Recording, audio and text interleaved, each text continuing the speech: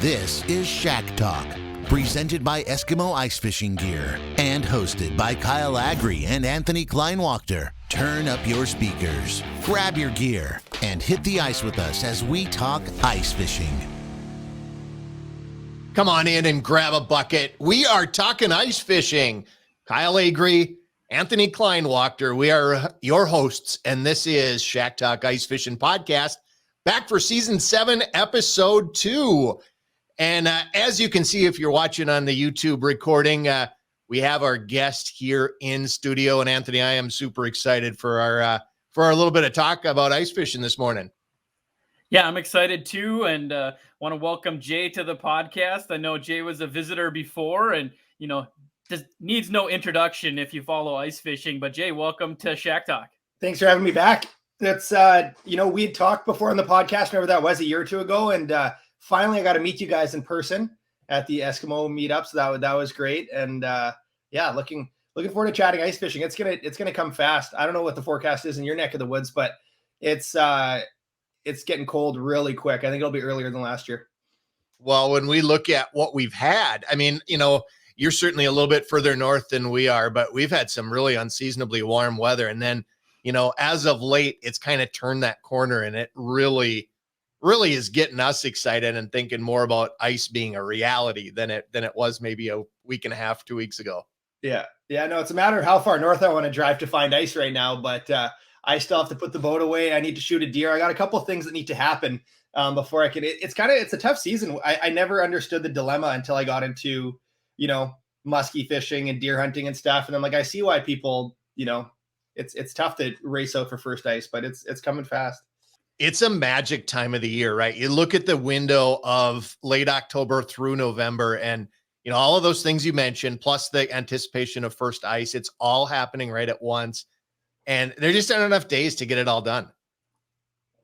Yeah, No, and then you that's the problem. mix in a little bit of ice show season and some other, things that you have going on. It makes for a very busy season. I know you guys, as we're recording this, we're just before the Winnipeg Ice Show. You could be over there, and any exciting things happening over there?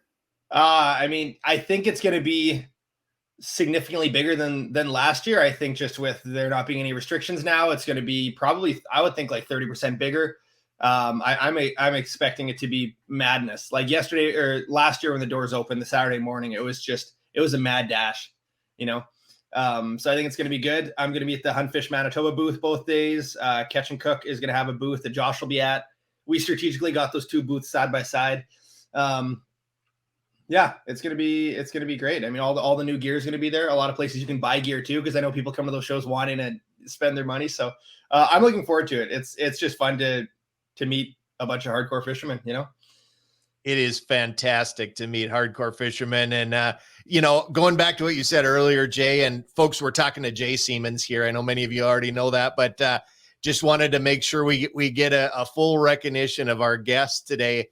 Having a chance to meet you in person, along with the rest of the crew, right? During this last couple of years, we just didn't have that face-to-face connection with folks. And it was so nice to be able to actually just be in each other's presence. And really, really great. We enjoyed it very much. Enjoyed meeting your family. Thank you for bringing them along as well. I enjoyed meeting you guys as well. And it's good. I love spending time in the States too. And any excuse for a road trip is great. So that was good. Hey, you've got something that you just released here that there was a lot of hype, a lot of lead up to it. I'm sure a lot of our listeners have seen it. Some may have not. And if you haven't, and you're listening to Shack Talk, I'd make sure you get over there and check out Jay's new project that just released. You want to give us an intro and just tell us a little bit about what all the excitement's on? Yeah. So a couple of years ago, we've done 2 seasons of a series called 39 Hours, which was a fishing competition that lasted 39 hours. There was teams kind of spread across North America, and it kind of got a cult following. It got good response, or even from people outside of fishing seem to gravitate towards it. So that was a lot of fun, and people have been asking for can we do a season of 39 hours on ice? And this is not a season of 39 hours on ice. It definitely has some shared characteristics. The fact that it's a competition. So basically, the series is going to be, there's 6 teams that There was a team in Quebec, a couple teams in Manitoba, a team in Saskatchewan. I was in Northwest Ontario. There's another team in the American part of Lake of the Woods in that neck of the Woods. And basically we kind of, instead of 39 hours was a competition where you would fish for, any species you could, and you get a point for that. For ice fishing, we kind of wanted to streamline it to the main species. So instead of people ice fishing for bullheads or for carp and stuff like that, which is possible but difficult, we thought, let's just pick 7 main categories. And instead of, 1 point for the biggest fish of every species, we'll make it the longest combined inches wins, hence the name Game of Inches, which is a play on Game of Thrones. Our friend Taro, who's been in the first 2 seasons of 39 Hours, he says a lot of stuff. That guy just talks nonstop. And at one point he threw out the term Game of Inches, and it just stuck in the back of my head. So when it came to planning this, we're like, I think we should go with Game of Inches. So anyways, there's 7 categories. There's walleye, there's esox, meaning pike or muskies. The Quebec team, they have muskies open year round. So that was something I don't know if they call one. That's the thing, is like, I haven't seen the other team's videos. They haven't, maybe by this podcast I have. So there's walleyes, esox, lake trout, obviously a very important winter species, panfish, could be perch, bluegill, crappies, that sort of thing. Then you got other trout, we call it, which is stock trout. So tiger trout, rainbow trout, brown trout, brook trout, that sort of category. Then you got whitefish, which is just a popular winter species as well. And then burbot. So those are the 7 categories, and it changes the strategy, because instead of just trying to catch the absolute biggest, you want to make sure you check off all 7 categories, right? So that's how it worked out.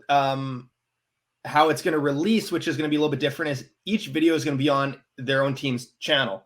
So if you want to see my day, you got to go to the J Siemens YouTube channel. If you want to see the Conrad Brothers videos, you got to go to the Conrad Brothers channel, to the Fishing Geeks. So it'll be just a mass amount of content. It'll be different. One of that same back and forth as 39 hours that you could do in the editing. But for people that just want to consume as much ice fishing video as possible, it'll be a video dropping every, like Monday to Friday for 5 weeks straight. There will be a video on someone's channel popping. So it'll be a lot of content. That is a lot. So 25 videos in total. Yeah. From what I've heard, I don't think Uncut Angling will be posting their videos, but the 5 of the 6 teams are. So it'll be Monday. The first one is going to be November 7th, which will be dropping on my channel, the first one. And then there will be a release schedule that'll get posted yet. It'll be the 5 channels that's going on is my channel, J Siemens. We're Team Catch and Cook. It's me and Josh McFadden, who you've had on the podcast before. Then you've got Team Frostbite. Frostbite sponsored a team. So that'll be on the Frostbite channel. That's Joe Cooper and Dave Winters. And then you've got the Conrad brothers, the twin brothers, Adam and Sean Conrad. They're on the Fishing Geeks channel. Then you've got Clayton Schick Outdoors. That'll go on his channel. That'll be him and his buddy Adam Crawford. 5th, you've got Alex Perrick and Andrew Walker. And I think those videos will be split between, they both have channels. So they'll be on AP Bassin and Cast and Conquering. So it's going to be, I'm excited because we did updates at the end of every episode, but the last episode we didn't share the updates. So I don't know who won. Like it's exciting. It'll be the surprise right till the end, which will be 5 weeks from November 7th. We'll figure out who won. And just for our listeners, so you get a picture of where we're at. We're recording this actually right before November 7th. So the first video, we've not seen it either. And we're just as, excited and anticipating the start of this whole thing as everybody else is. Jay, my one question.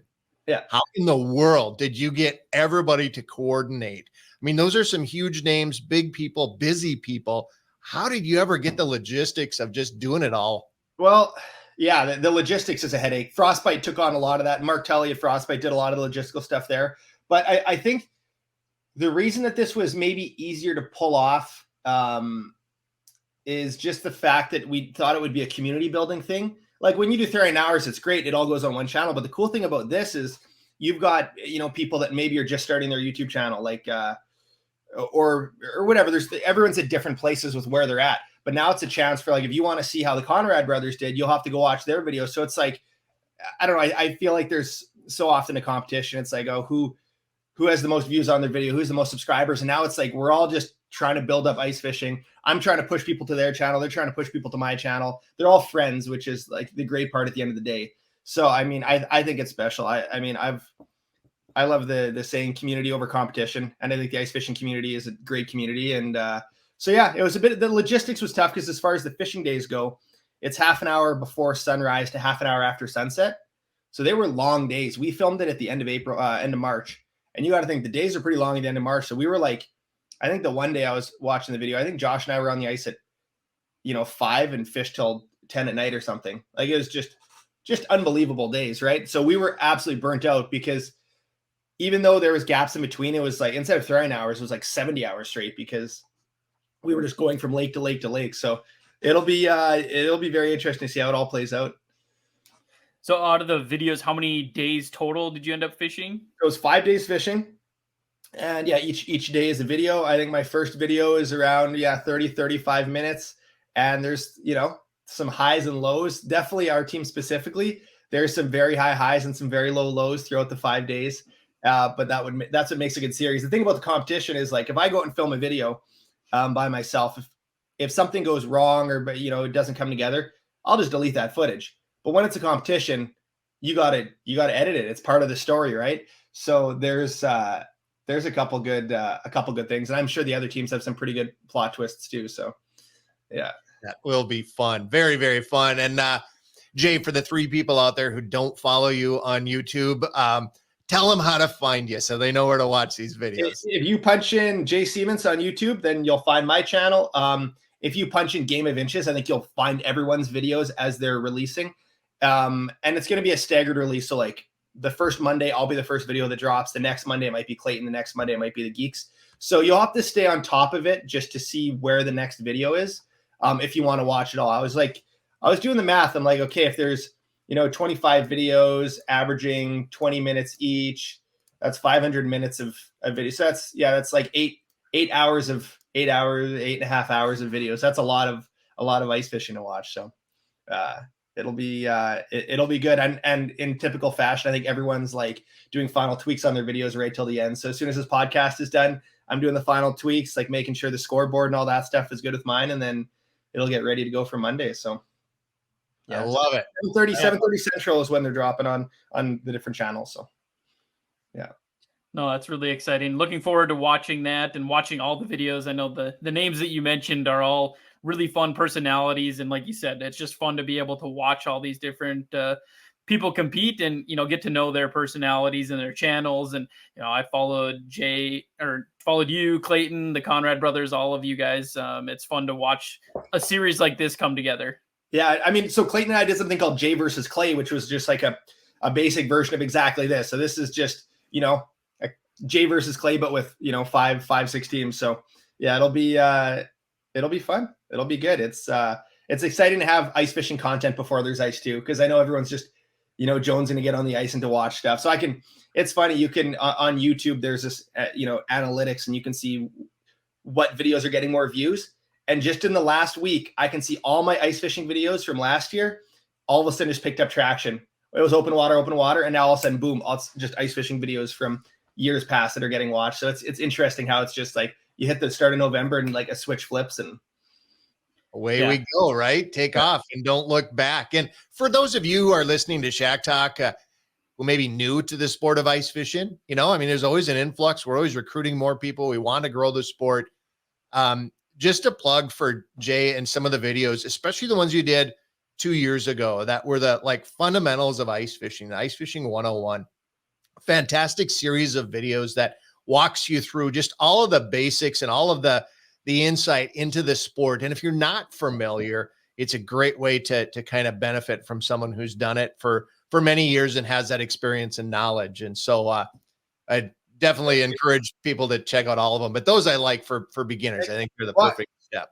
Yeah. I mean, like, I think we all come from different places and, I have buddies that grew up and their parents' dad was a hardcore fisherman. For me, my dad took me fishing because I begged him, right? And he would go on all these adventures and didn't really know too much about fishing, but he did it because I wanted to. But like, it helps to have someone teaching you, right? So it's like YouTube now. It's like if you don't have a friend, an uncle, dad that's going to teach you, well, a lot of people go to YouTube. So that's kind of where I thought I'd try to give back in that way. And yeah, it's the cool thing about YouTube now. It lives there forever. And if someone has a, they want to know what type of shack is right for them or what type of auger, it's there. So yeah, I do a lot with student angling, and I know those young anglers are just eager for that content and they love it. I know a lot of them have watched those and all of your videos. So, hey, let's talk a little bit more about where you live, because that's kind of our focus this season, is to get a snapshot, get a picture from someone who is living in different parts of the ice fishing world. And yeah, you live in a pretty special place. I live in a very special place. Yeah. And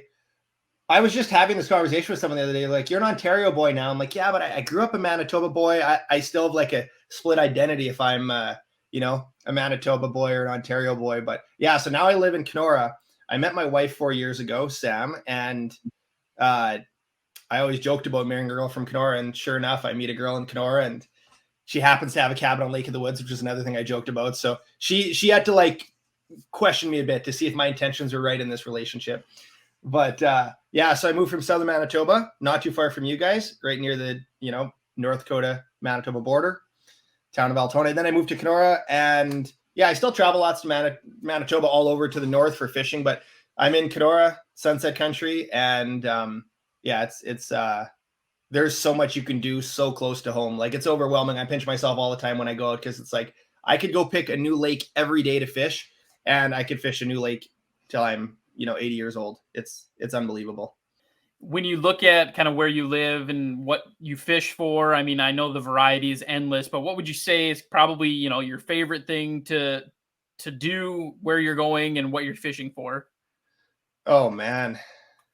And maybe through the ice. I know summertime is probably endless, but I mean, me as an angler, I love variety. I would say probably the thing I'll probably talk about what I do the least here is I probably do lake trout the least, because I've done a lot of guiding and fishing for lake trout up in the north. So that kind of spoiled me for lake trout a little bit, because I want to catch, whatever the biggest is in the area. So we got, really big crappies, really big walleyes, good pike fishing. So I would say those three I kind of do a lot of.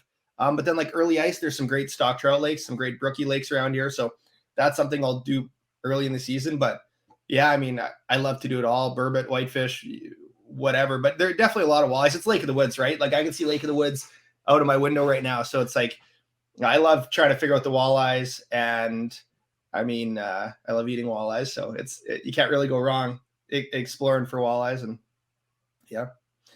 But yeah, when I'm deciding what to do, I mean, there's different things that you come into the equation. But like I said, I want to fish every lake. So I'm just like, what's the next thing? So sometimes I'll leave my house and I'll be like, I don't even know where I'm going. I'll literally just like pull over on the side of the road, pull up the map and be like, hey, there's a turkey trail into this place. I'll see if I can snowmobile in there. Right. So when I take Sam fishing, she's not a fan of that, because I'll roll the dice and I'll get skunked many times.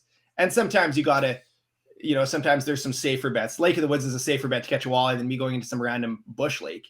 Because I do need to make videos to make a living, but there's also times where I just like, maybe hear a little rumor about something, or I'm just like doing some research and there's some creel data, some netting data somewhere. And it's like, okay, we'll go try this lake. So now in your videos, Jay, you have, for those who have followed along, you are building a cabin, or you're in the process. You've made some really good progress here during the season. Is that going to be a place where you're going to be using it as a base camp for ice fishing as well as summer fishing? Yeah, that's what I'm very excited for. Yeah, I was just down there yesterday working on it. It's called Uncle Mark's Outpost. Sam's Uncle Mark is the guy that we hired to be our like general contractor, manager, whatever you want to call him. And everyone loves Uncle Mark. So we named it Uncle Mark's Outpost, and I've been documenting it. And so it's about 20 miles down the lake. The interesting thing about the location is Lake of the Woods has lots of current. So the spot it's in is near some narrows, and there's some sketchy ice there. So you can snowmobile in, but you can't get a truck in there, which is pretty limiting. But I think it'll make it pretty serene when you do get in there. So I definitely want to use it as a hop out, like a hopping point for ice fishing trips. It's going to be, 4 seasons. Got the water lines will be heated. It's going to be pulling water at Lake of the Woods. So it's ready to stain already. We're just doing finishing touches, but this winter we're going to start, doing some trips out of there. And just the fact that, within sight of the cabin, you could catch walleyes, crappies, whatever. You could go wolf hunting. You could shoot a deer. Like yesterday, we're in the middle of building, and all of a sudden I see some ducks pull up into the bay, and I just run into the woods with the shotgun and flush them up and drop my first Ontario duck. And it's a blast, but it's a bit of a wildlife haven there. So whatever you want to do, fishing or hunting, ice fishing, it's going to be a cool spot. So I'm excited to learn that part of the lake in the winter, and take people along, and eventually it will be for rent, but we just kind of want to make sure all the kinks are worked out and that it's good if someone decides to book a vacation there. So, hey, tell us a little bit about life in Sunset Country. Is that a common thing? Do a lot of people have outpost cabins? Do you see a lot of tourists come into your area? Give us a flavor of kind of what it's like living there. Yeah, I mean, it's Kenora in the summertime is 45,000 residents. In the winter, it's 15,000. So it triples in size in the summer. So it's a huge destination. A lot of people from Winnipeg too, because it's like you hit that Canadian Shield, and Lake of the Woods has this. I don't even know. Lake of the Woods is just. I think you talk to a lot of people in the Midwest, and it has this special aura around it. Like it's the place when people think of Canadian fishing. So I mean, yeah, it's. I think if you don't like hunting or fishing, you're probably living in the wrong place. If you like hunting or fishing, you're living in a dream location, because what makes the north end of Lake of the Woods kind of unique too is just they have ice roads everywhere in the winter. You go to Manitoba, they don't plow as many ice roads in a lot of smaller lakes, but Lake of the Woods has enough of a cottager population that they plow ice roads. So I can drive, all the way to the States. I think I could probably almost make it to Rainy River if I wanted by ice road, or at least to the northwest angle. So there's days where I'll just hop in my truck, throw the flip over in the back, and I'll just like have my Helix on my dash and Lake of the Woods map, and I'll just, go fishing. So for me, what it's changed is being able to go fishing on short notice. Before, I would drive 3.5 hours to come fish here. Now it's like I could, if sunset's at 7, I could leave the house at 6 o'clock and still go hit prime time and go musky fish, walleye fish, whatever it might be right there. So I think it's also made me more of a fair weather fisherman, because now it's just like I can cherry pick the days when they're nicer. But yeah, it's a dream destination, because you want to fish Lake of the Woods, you go to Lake of the Woods, lots of access, lodges, guides, all that stuff. If you want to do the backcountry thing, like I said, you pick a new lake every day, and I can guarantee you won't see a person. Like if you're like, hey Jay, I don't want to see a person, I'm like, okay, try any of these 50 lakes and you probably won't see anyone. And they have phenomenal fishing. So it's really whatever you want to do, you can make it happen. And within an hour, like I rarely drive. And that's also my problem too, is people get stuck on Lake of the Woods because it's 2 minutes away. It's like, why would you drive 3 hours to Sioux Lookout to go fish Lac Sioux? But that's another incredible fish. Or Eagle Lake is an hour away, and I never fish Eagle Lake, and that's like a legendary lake, right? So yeah.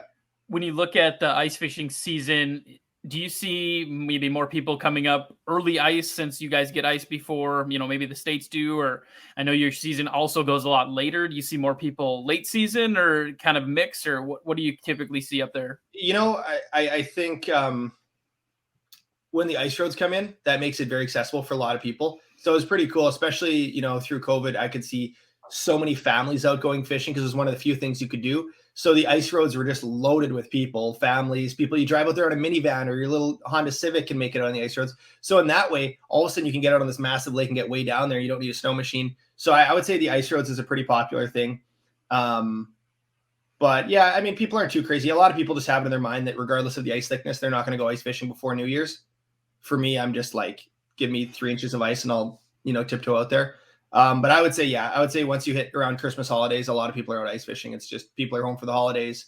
Ice roads are in, fishing's pretty stable, and they don't have to worry about ice as much. So, hey, what about fishing techniques, Jay? So what's unique about your area? Are there certain styles of fishing? Are there certain techniques or approaches or things like that are maybe different than what we see in a lot of other areas? Yeah, I mean, I think you're fishing a lot more Canadian Shield. So a lot of like rock, right? You go to Lake Winnipeg or, Red Lake in Minnesota there, and you're fishing these giant mud bowls. Unless you go to the South Basin of Lake Winnipeg or Lake of the Woods, you don't really have that. You're fishing a lot of, reefs. And I feel like the fish move on the mud, and you also just learn how the fish move on the Shield. Like a lot of the times you'll be fishing on that reef and nothing will happen until the last half hour of the day. And then it just comes alive. Everything slides up. So just learning where those fish are going to be midday. And yeah, I feel like there could be a lot of movement on that side of things. Technique otherwise. Yeah, just learning how to fish rock and what's the proper rock to fish. Because for the, those transitions and stuff. So, I mean, Yeah, it's a lot of trial and error, and every lake fish is a little bit different. But yeah, I'm still trying to crack the code on walleyes, because you can catch them on one lake in 8 feet of water in mud, and the next time they're in 30 feet of water off the bottom of the reef. So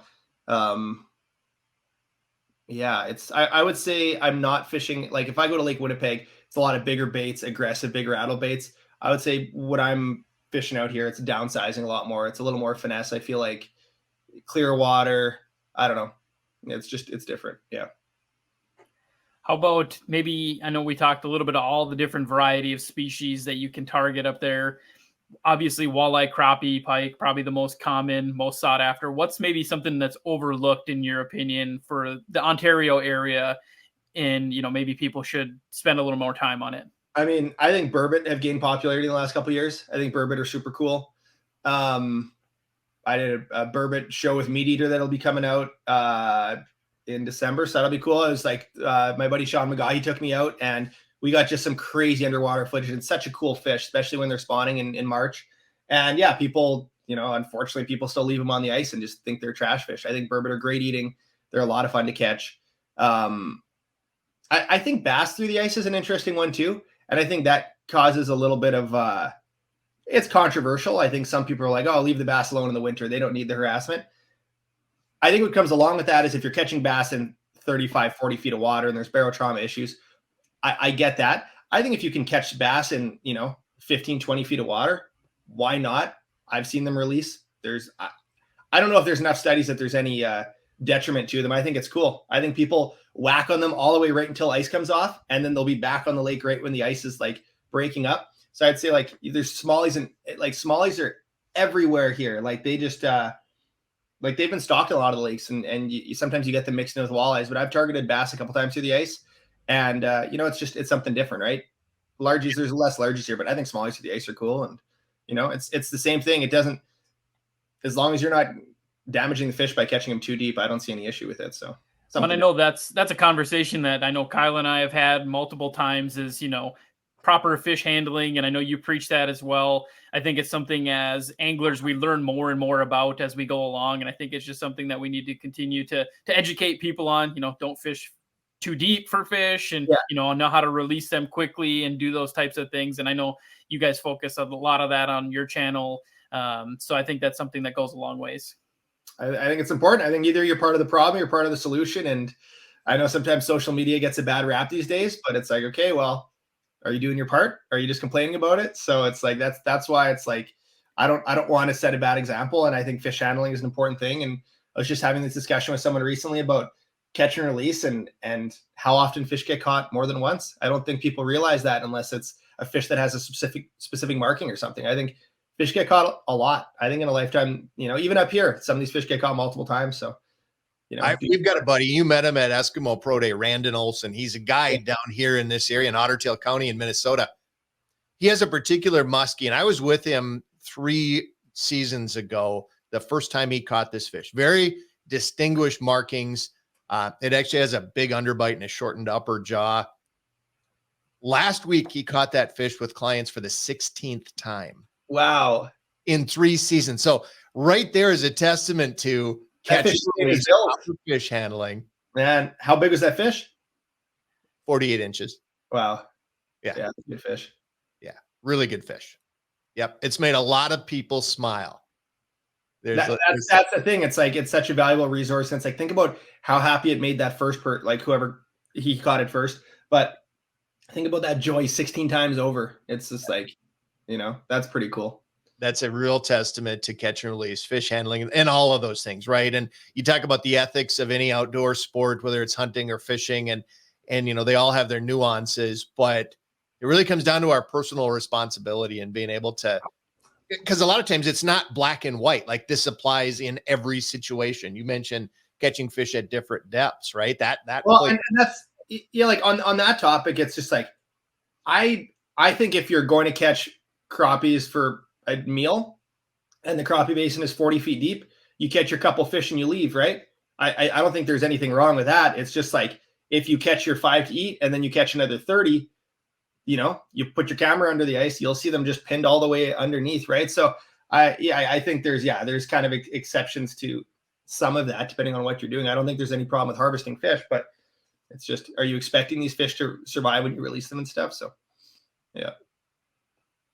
Yeah, and I think, overlooked a lot too is fishing outdoors in the cold in the winter, eyes, gills, everything freezing up, being quick to get those fish back in the water. I know I see that in a lot of your guys' videos as well. And I think that's something that gets overlooked a lot. You catch a fish, it flops around on the ice, you're trying to grab a camera, get it unhooked, and people don't realize how quickly, that can affect the fish too. So I think that's something that people need to be aware of. And I think as more people get informed and educated, that those practices get handled a lot better, and people, will hold a fish in the water while they're getting their release tools or camera and different things. So I think that goes a long way.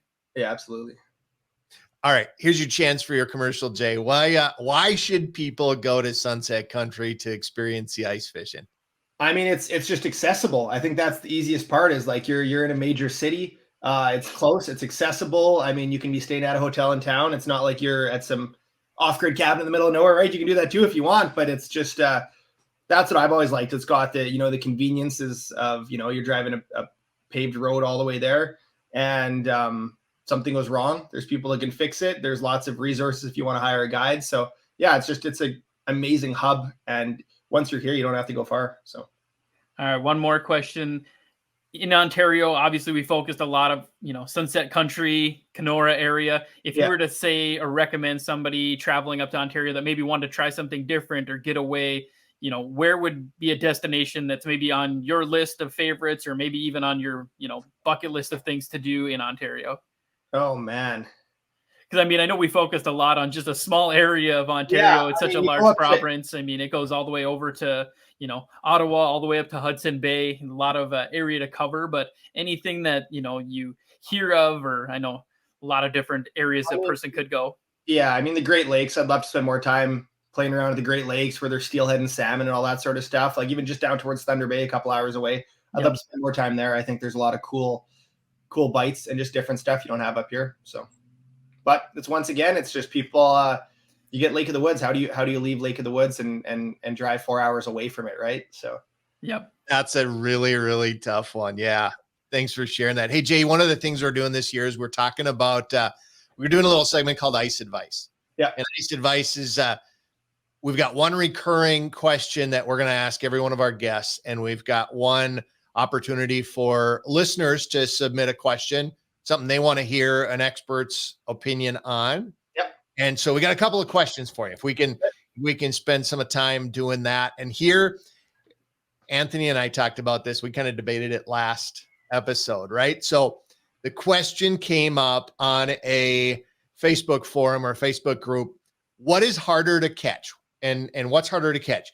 A 50-inch muskie, a 40-inch pike, a 30-inch walleye, a 15-inch crappie, 15-inch perch, or 11-inch bluegill. Now, that's quite a lineup, but just looking at all those kind of trophy caliber fish, what is the most challenging in your mind to put up, and actually have that hero shot of? I would probably say the muskie, just for the fact that it's such a mental thing. Like all those other species, you're likely going to be catching fish intermixed. You might go a week. Like if I want to catch 50-inch muskie, I'd probably go to Lac Seul. And my first time I went to Lac Seul, I went 4 days and I got one bite, but it was my first 50-inch muskie, right? If you go try to catch 11-inch bluegill, I think you're going to be catching fish as you go. It'll keep you entertained. Your mindset will be a little better. Your head can get into some pretty dark places when you're trying to catch a big muskie. Like it just takes a different mindset, and often, it's a little more physically demanding. And yeah, so I would say the 50-inch muskie, just for the mental aspect of it. Yeah.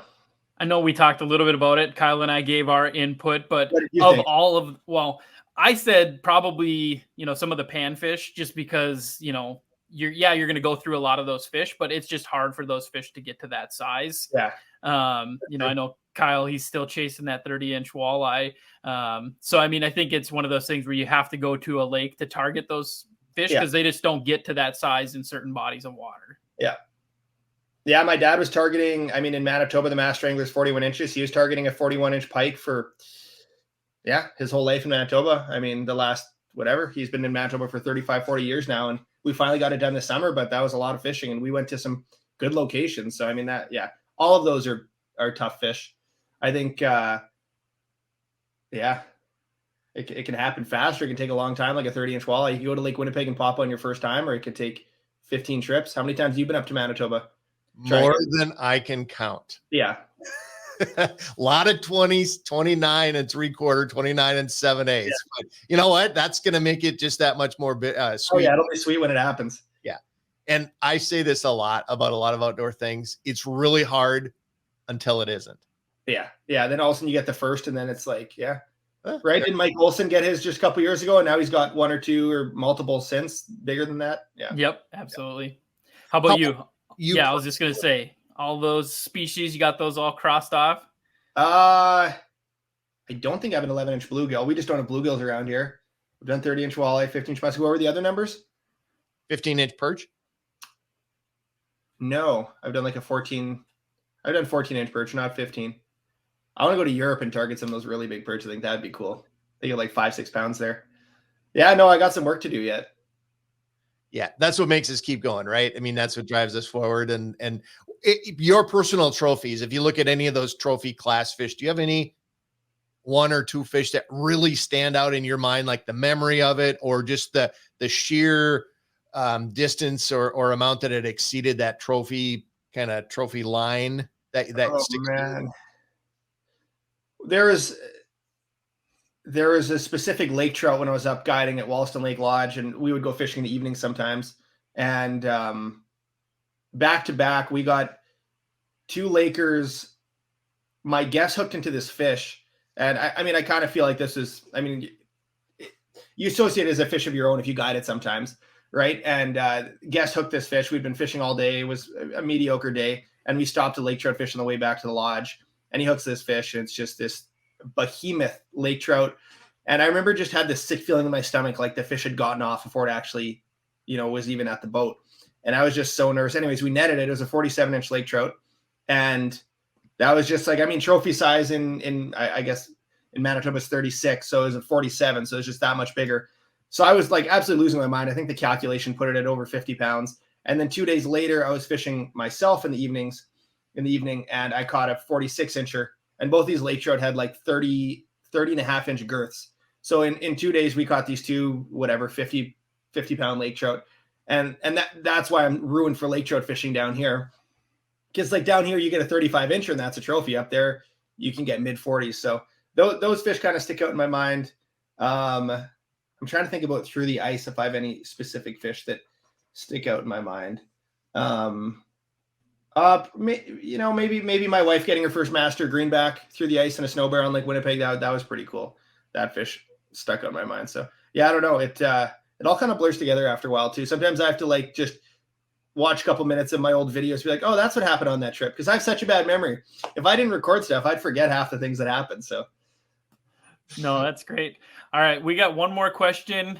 This one came in from one of our fans, John from Wisconsin, submitted a question. He said, I have a question about fighting an unexpected big fish on small gear. So last season he was fishing, hooked into a big fish when he was fishing for panfish.